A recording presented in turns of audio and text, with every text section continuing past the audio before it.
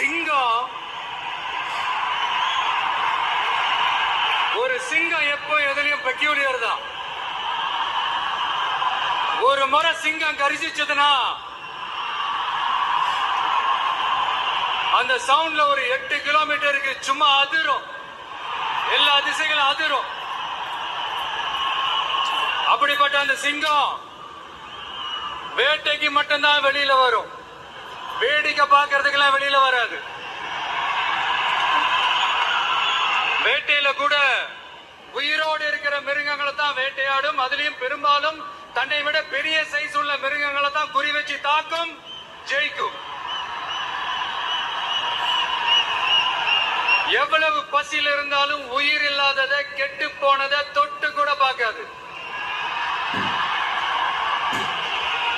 அப்படிப்பட்ட அந்த சிங்கம் அவ்வளவு ஈஸியா எதையும் தொடாது, தொட்டா விடாது. காட்டோட 4 பக்கமும் மார்க்கிங் மை டெரிட்டரின்னு தன்னுடைய பவுண்டரியை தானே வகுக்கும். அப்படிதான் அந்த காட்டையை தன்னோட கண்ட்ரோல்ல வச்சிருக்கும். சிங்கத்துக்கு கூட்டத்தோட இருக்கிறதுக்கும் தெரியும், தனியா இருக்கிறதுக்கும் தெரியும். அப்படியே தனியா வரணும்னு நினைச்சாலும் அஞ்சாம அலட்டிக்காம சும்மா கெத்தா தனியா வந்து அத்தனை பேருக்கும் தண்ணி காட்டும். எப்போ எதிலையும் தன்னோட தனித்தன்மை இழக்கவே இழக்காது. Yes, a lion is always a lion.